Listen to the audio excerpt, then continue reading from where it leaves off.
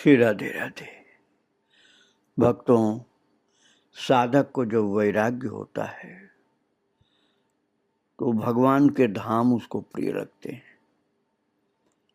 उसको घर परिवार अच्छा नहीं लगता है और इतनी लालसा तीव्र होती है कि कब हम वृंदावन पहुंच जाएंगे, कब अयोध्या की पहुंच जाएंगे, कब हमको वहां की प्रभु की लीला स्थलियों का दर्शन होगा।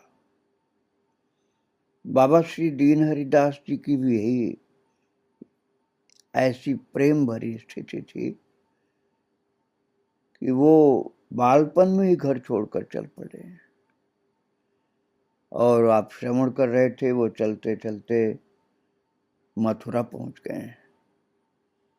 मथुरा में जब रह रहे थे तो दिन में विश्राम नहीं करते थे, मथुरा में घूमते रहते थे। यमुना जी जाते, वसुदेव देव की मंदिर, श्री कृष्ण जन्मभूमि, भूतेश्वर मंदिर, ये सब दर्शन करते रहते। एक दिन सुबह उन्होंने देखा कि बहुत से साधु महात्मा बोल रहे जोर जोर से, चलो चलो बिहारी जी, चलो वृंदावन चलो। और ये शब्द सुन करके आनंद उत्साह में बाबा भी तांगे में बैठ करके वृंदावन आ गए। और वो दिन था पुण्य अक्षय तृतीया। और उस दिन अक्षय तृतीया को बांके बिहारी जी के चरण दर्शन होते हैं। और यही उस दिन की एक विशेष महिमा है अक्षय तृतीया की। किसी भी परमार्थ कार्य को करेंगे तो उसकी महिमा क्षय नहीं होती, वो अक्षय रहता है। वृंदावन में उस दिन बहुत भीड़ होती है। इस प्रकार अक्षय तृतीया के दिन वृंदावन आना बाबा के लिए चिरस्थायी हो गया। ठाकुर जी की कृपा से उसके बाद जीवन भर बाबा ब्रज से बाहर नहीं गए। ऐसे महान निश्चय के थे। वृंदावन की देव दुर्लभ रज का स्पर्श प्राप्त करके बाबा सबसे पहले बांके बिहारी मंदिर के दर्शन के लिए बांके बिहारी मंदिर गए। उस दिन अक्षय तृतीया होने के कारण मंदिर में भीड़ थी। तो पहली बार देखा कि ठाकुर जी को जाली का पर्दा लगा हुआ है। जरा सी देर को पर्दा खुलता, फिर बंद हो जाता है। पर्दा हटते ही मंदिर बांके बिहारी लाल की जय, बांके बिहारी लाल की जय, ऐसे लोग बोल करके गुंजायमान कर देते हैं जय के ध्वनि से। ब्रज के इस मंदिर में ये भाव है कि भक्त लोग यदि देर तक ठाकुर जी को देखें तो उन्हें नजर लग जाएगी, इसलिए पर्दा जल्दी जल्दी डालते हैं। बाबा ने खूब देर तक ठाकुर जी के दर्शन किए, बांके बिहारी लाल के। मन में बड़ा आनंद और लगता था आज जीवन की साध पूरी हुई। वृंदावन में आकर बांके बिहारी का दर्शन प्राप्त हो गया। वृंदावन की भूमि और ठाकुर जी का दर्शन। श्री बांके बिहारी मंदिर दर्शन के बाद अन्य देवालयों का भी दर्शन करते हुए बाबा गोविंद देव मंदिर पहुंचे और दर्शन करके बाबा को बहुत आनंद प्राप्त हुआ। वृंदावन में अनेक देवालय, कंठी तिलकधारी लोग हाथ में हरिनाम की माला लिए मुख से राधे राधे बोलते हुए दिखाई दिए। ऐसा सुंदर वातावरण बाबा ने पहली बार देखा। बाबा के अपने देश में जैसा था वो भी भक्ति का था, लेकिन वृंदावन में तो और ही ज्यादा दिखलाई पड़ा। बाबा तो पूरे वैरागी थे, इसलिए कोई निवास की जगह नहीं ढूंढे, बस गोविंद देव जी के मंदिर के बरामदे में रात व्यतीत कर दी भजन करते हुए। प्रातः काल उठकर बाबा लोगों से पूछते पूछते यमुना जी के किनारे पहुंच गए। उस समय यमुना जी का जल एकदम निर्मल था। यमुना दर्शन करके मन आनंद से भर गया। स्नान किया और दिन भर यमुना जी के किनारे रहे। वृंदावन में प्रभु की लीला स्थलियों को देखकर उनके मन में आनंद भी आता था, लेकिन इस बात का दुख था कि मैं आज तक क्यों नहीं आया यहाँ। आनंद अर्थात प्रसन्नता थी दर्शन की, और अब तक क्यों नहीं आया इसका दुख था। उस समय वृंदावन का स्वरूप बहुत सुंदर, बड़ा शांत, बड़ी दैवी शोभा थी। एक दिन शाम 4:30 बजे यमुना जी के किनारे एक श्री अनंत राम दास जी से संत से भेंट हुई। उन्होंने बाबा से कहा, अरे तुम कहाँ भटक रहे हो? हमारे गुरुदेव एक सिद्ध महापुरुष हैं, उनके दर्शन करके मन की सब अशांति दूर हो जाएगी, हम तुम्हें उनका दर्शन कराएंगे। बाबा उनके साथ उसी शाम रमण रेती स्थित राधा रमण निवास, जो गौरांगदास बाबा का आश्रम है, वहां आए। और यही श्री अनंत राम दास गुरुदेव के प्रथम वरिष्ठ गुरु भाई थे, और गुरुदेव अर्थात श्री दीन हरिदास जी के प्रथम वरिष्ठ गुरु भाई थे। और श्री राधा रमण निवास आश्रम में आकर देखा कि बहुत ही सुंदर खुला वातावरण, घने वृक्ष और एक तुलसी मंच था। कुछ कमरे बने हुए थे। देखा कि एक महापुरुष बैठे हुए हैं तखत पर, कुछ वैष्णव भी उनके पास बैठे थे। महापुरुष के दर्शन करते ही मन प्राण शीतल हो गए। मणिपुर में अपने देश में रहते हुए बाबा अकेले में बैठे हुए रोते थे, दीन हरिदास जी, और प्रभु से प्रार्थना करते थे कि कहीं लता पताओं से घिरा ऐसा स्थान हो जहां करुणा मूर्ति गुरुदेव विराजमान हो। बाबा जैसा चिंतन करते थे, ठाकुर जी ने कृपा करके वैसे ही स्वरूप में गुरुदेव के दर्शन करा दिए। बाबा ने उन महापुरुष के चरणों में दंडवत प्रणाम किया। दंडवत करते ही मन में सब इच्छाएं समाप्त हो गई, निर्मल निष्काम पवित्र हो गए। मन एकदम परिवर्तित हो गया, संसार हट गया मन से। जिस मार्ग को पाने के लिए गृह त्याग किया था, उनको लगा कि वो मार्ग मिल गया मुझे। ये महापुरुष थे जगन्नाथपुरी के प्रख्यात सिद्ध महात्मा श्री राधा रमण चरणदास जी, देव बड़े बाबा की परम कृपा पात्र, कलकत्ता के प्रसिद्ध नामाचार्य श्री पाद रामदास बाबा जी महाराज के प्रिय शिष्य, ब्रज के रस सिद्ध संत श्री श्री गौरांग दास जी बाबा, जिनकी चरितावली में आपको 21 भाग में सुना चुका हूं पहले। और जब संध्या हो गई, आश्रम में हल्का हल्का अंधेरा शुरू हुआ। गौरांग दास बाबा ने अपने जीवन काल में आश्रम में कभी बिजली नहीं आने दी थी। उनको जो वृंदावन की वास्तविक छवि है वही प्रिय लगती थी। चकाचौंध बिजली का उनको अच्छा नहीं लगता था। अनंतराम बाबा ने अपने गुरुदेव श्री गौरांग दास बाबा से कहा, ये आपकी शरण में आए हैं, गुरुदेव इनके ऊपर कृपा करिए।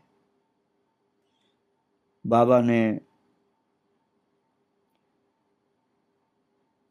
चरणों में पुनः दंडवत किया, दीन हरिदास जी ने। ये बात सन 1952 के वैशाख मास की है। बाबा गौरांग दास जी बोले ठीक है, तुम कुछ दिन हमारे बाया बाबा के आश्रम में नाम कीर्तन करो। गौरांग दास जी ने कहा कुछ दिन हमारे बाया बाबा के आश्रम में नाम कीर्तन करो। बाया बाबा गौरांग दास जी बाबा के कनिष्ठ गुरु भाई थे। इनका आश्रम श्री राधा रमन निवास के निकट वर्तमान में अंग्रेज मंदिर के पास ही है।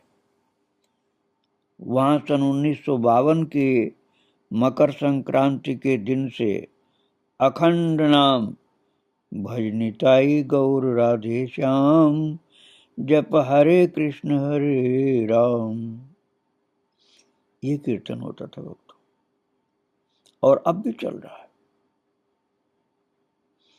भजनिताई गौर राधे श्याम जप हरे कृष्ण हरे राम। और उस समय राधा रमन निवास आश्रम में रहने की व्यवस्था नहीं थी। श्री अनंतराम बाबा भी वहीं रह करके नाम करते थे। गौरांग दास बाबा जिन बाया बाबा के पास भेजे थे उनका वास्तविक नाम था सचिनंदन दास। तो गौरांग दास बाबा के आदेश से बाबा दीन हरिदास जी सचिनंदन दास अर्थात बाया बाबा के पास आए, चरणों में दंडवत किया, दर्शन प्राप्त किया।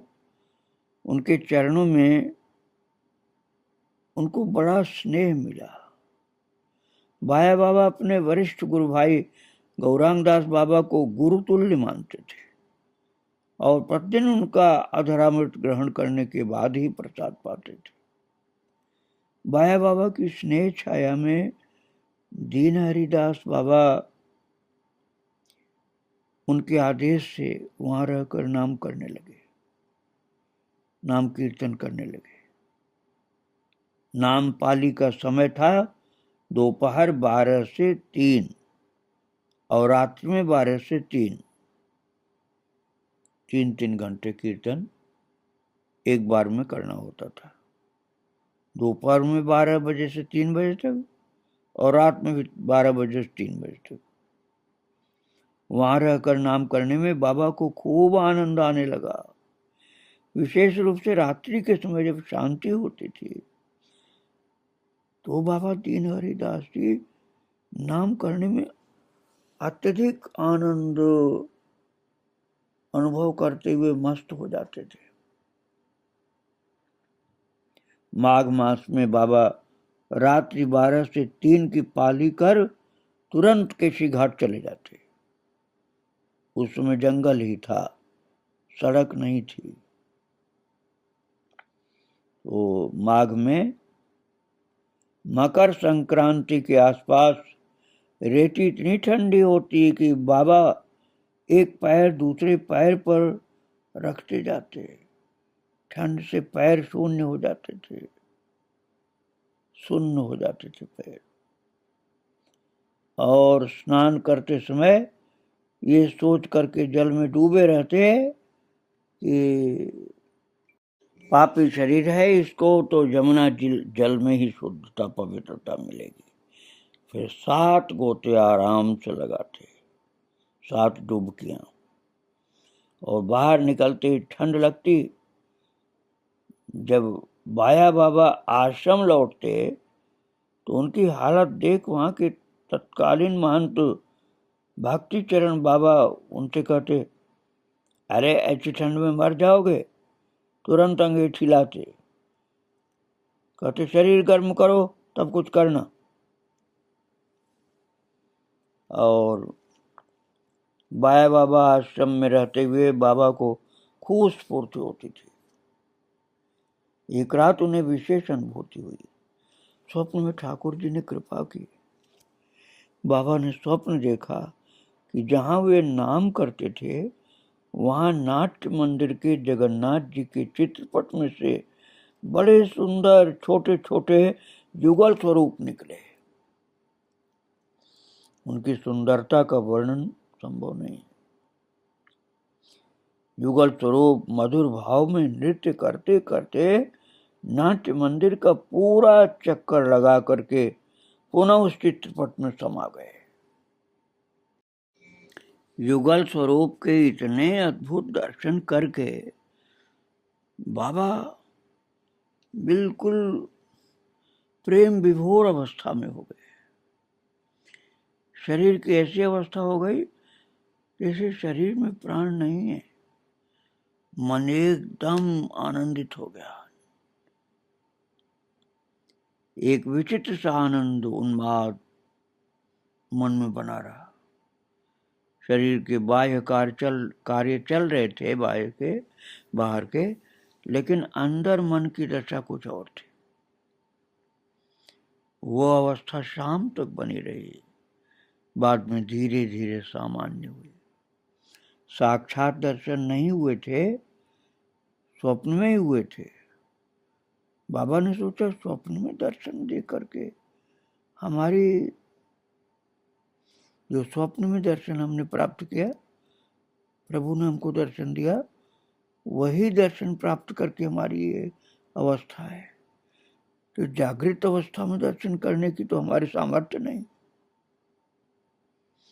इसलिए श्री कृष्ण ने अपने प्रिय सखा अर्जुन को अपने विराट रूप के दर्शन कराने से पूर्व दिव्य चक्षु प्रदान किए थे।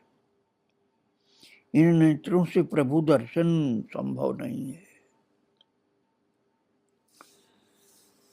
बाबा सन 1952 के ज्येष्ठ मास की निर्जला एकादशी के दिन बिना अन्न जल ग्रहण किए निरंतर नाम करते रहे।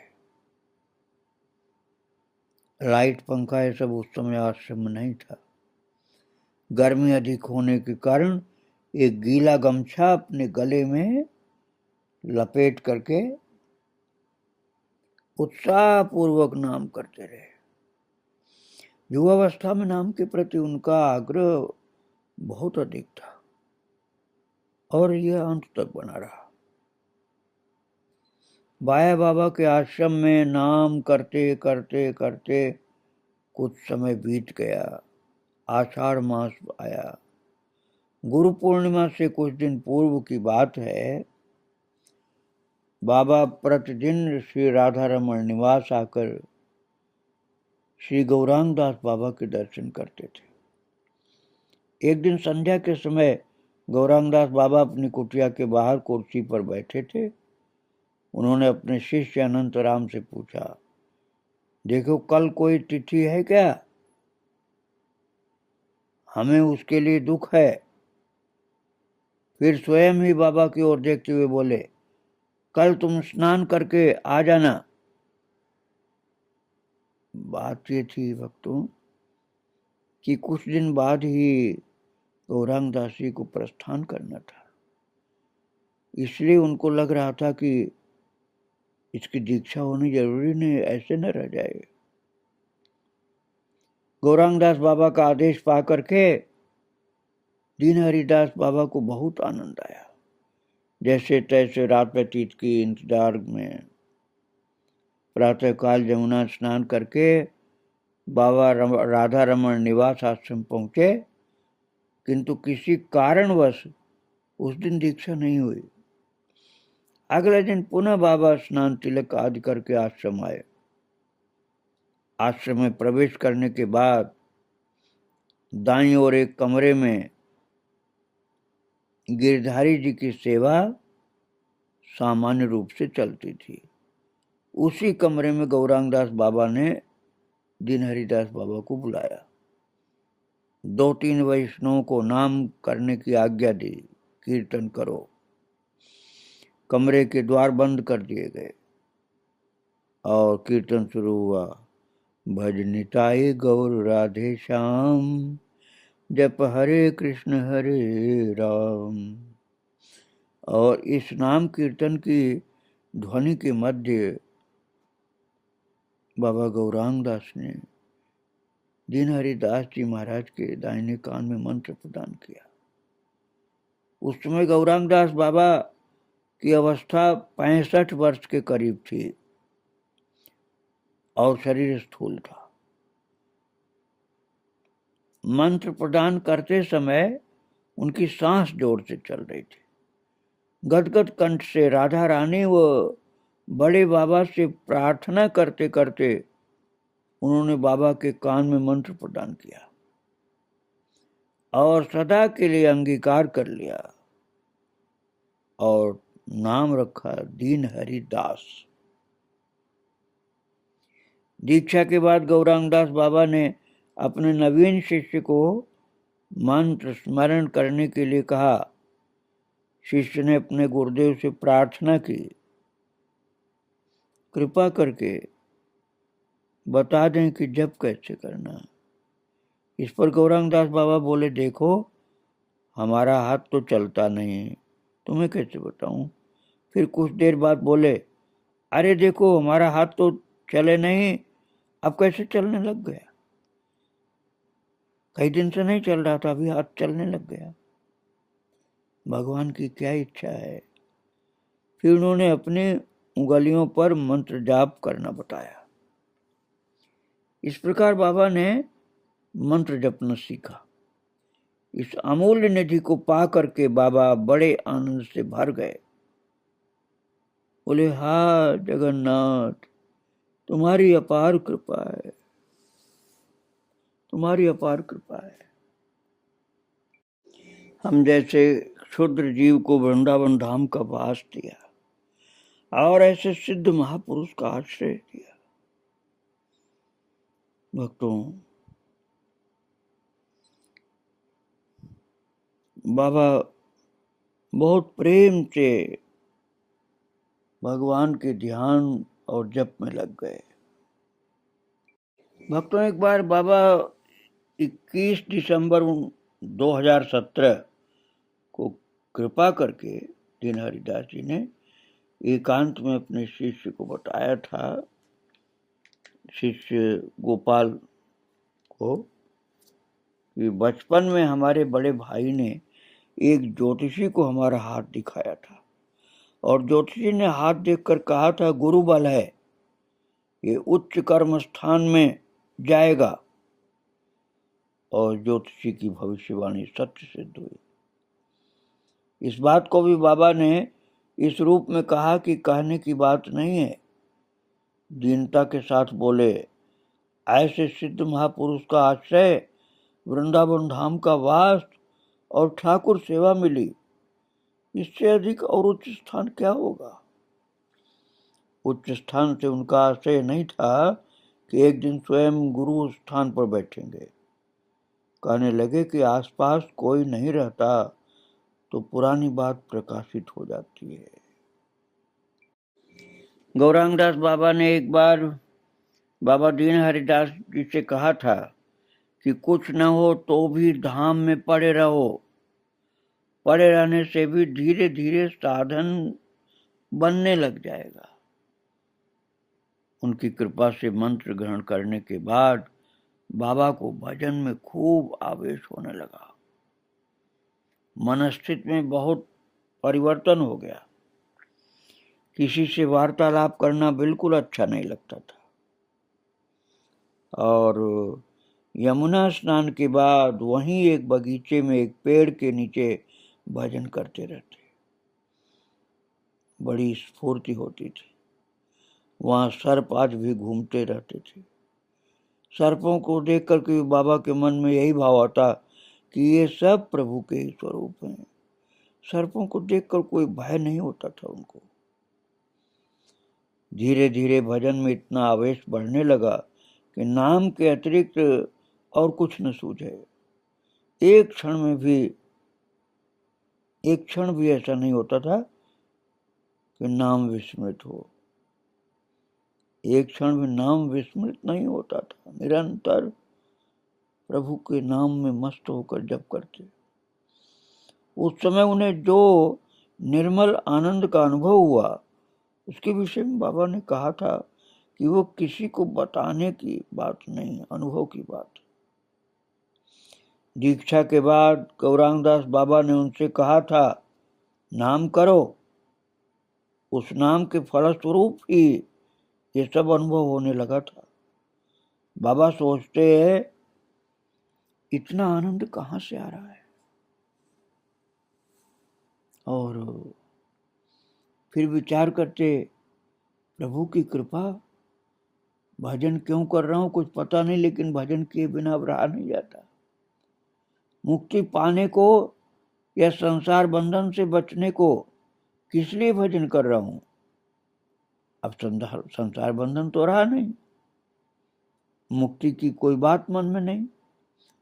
फिर अपना स्वरूप जागृत हो गया कि बंधन भी नहीं है, मुक्ति भी नहीं है। ऐसा भाव हो गया कि कोई ब्रजवासी चरण पड़े तो लगे कि इसके अंदर भी तो वही प्रभु है। तो ब्रजवासी लोग प्रणाम करते तो बाबा मना करते, कहते जो प्रभु मेरे अंदर वही प्रभु तुम्हारे अंदर, चरण पड़ने की क्या जरूरत है। ऐसा भाव था बाबा का।